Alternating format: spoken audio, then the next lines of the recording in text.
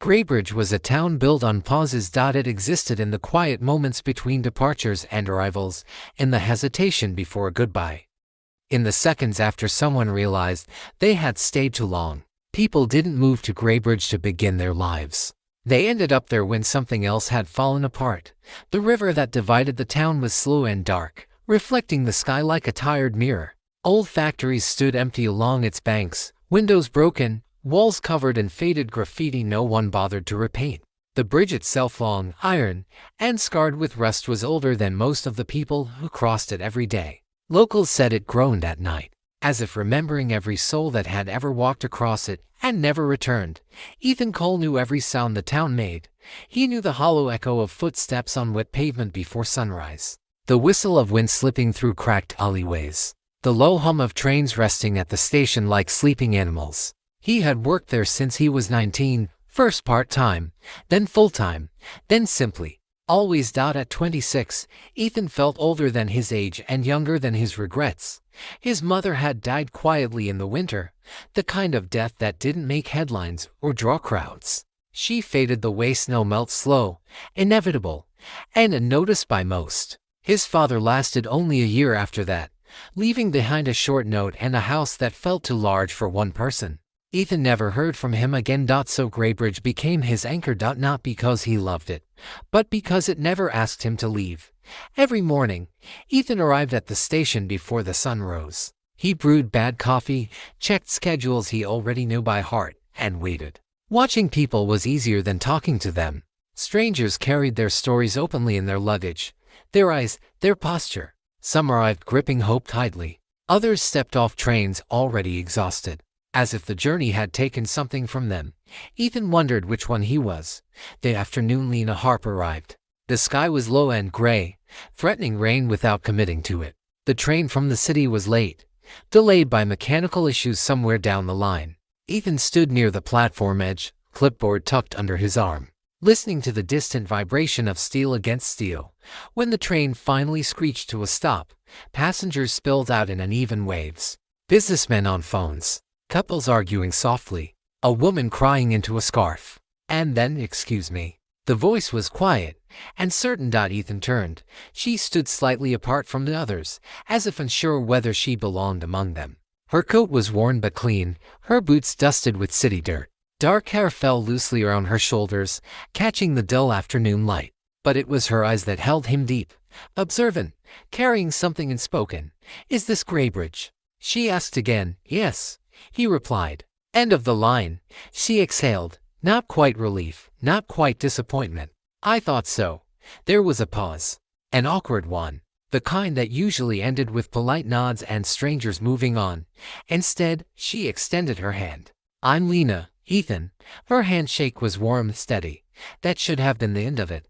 But Graybridge had a way of holding onto people. Lena rented a small room above an old bookstore near the river. She told the owner she'd be staying a week, 2 at most. She had business to take care of her grandmother's house, land, and after her death, filled with paperwork and dust and memories Lena barely remembered. Her grandmother had left Graybridge decades earlier, never talking much about the town or why she left. Lena had grown up in the city, surrounded by noise and motion, unaware that one day she would return to a place she'd never truly known. The first night, Graybridge felt unbearable. The silence pressed against her ears. No sirens, no traffic, just the distant sound of the river and the occasional train horn echoing through the fog. She lay awake staring at the ceiling, wondering if she'd made a mistake coming here alone. The next morning, she walked without direction. That's how she found the cafe. It sat on a corner near the river, windows fogged from warmth inside. The smell of coffee pulled her in.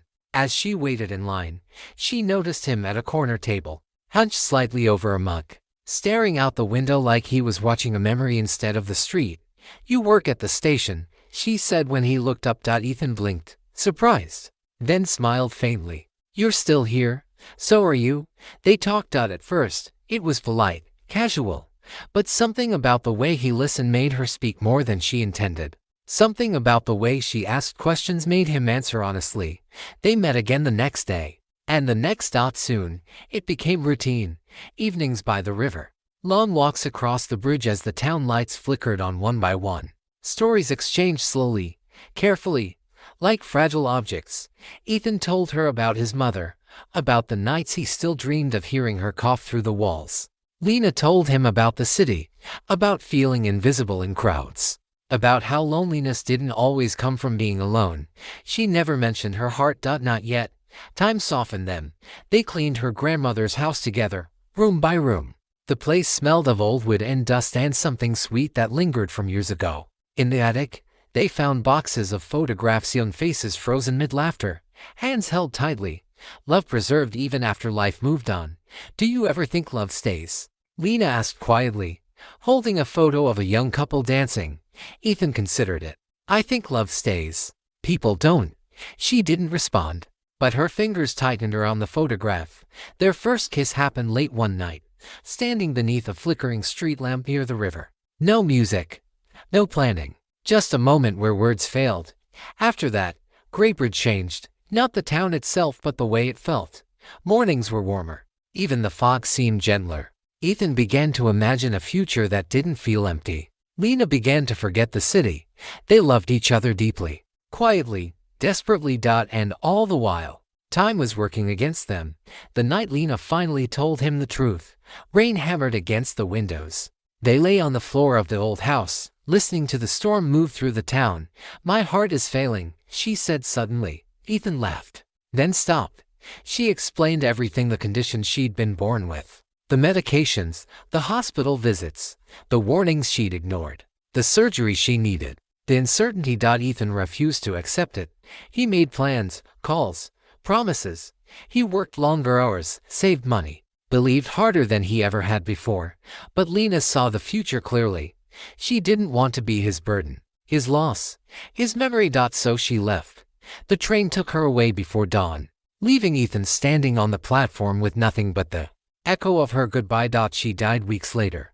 The letter arrived on a quiet morning. Ethan read it once, then again, then folded it carefully and placed it in his pocket. That evening, he boarded a train. For the first time, he didn't look back. Greybridge faded into fog. But love remained, not as a wound. As a reason.